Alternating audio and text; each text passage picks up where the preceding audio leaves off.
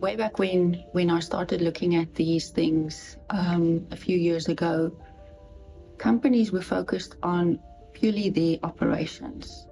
What are the risks and opportunities that impact their operations, and not so much where the risks lie in the supply chain. So you've got an upstream supply chain and a downstream supply chain.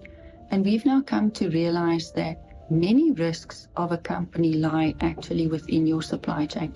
Think about the crisis we had when the microchips were not manufactured quick enough, and that had a knock-on effect in the automotive industry, in all white goods, computers, and all of a sudden there was a huge demand for electronics, and the microchips could not be made quick enough to meet that demand.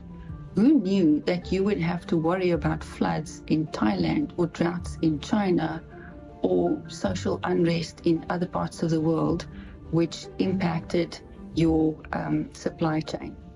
Equally so on the downstream side of it, when a company manufactures products or renders services, and the perception of consumers are changing, where they are saying, you know what, I am now interested in not just a sensitive price point, but I want to understand what is your carbon footprint of your product or your water footprint of your product.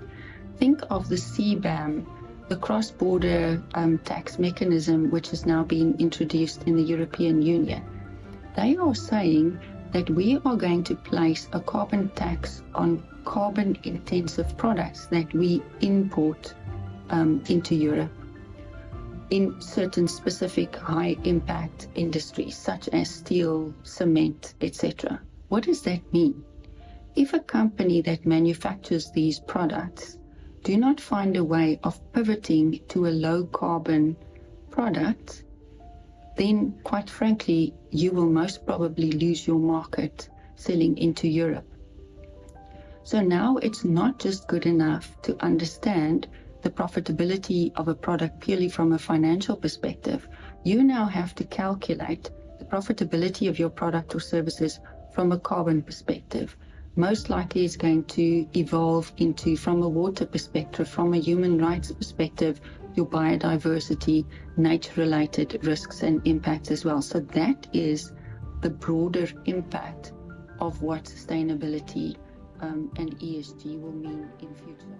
That is the importance of understanding where the risks lie in your supply chain. No longer can you just say, well, it's in my direct control and I don't have to worry about it, because it's not directly in my control. It's not my problem. It is very much your problem.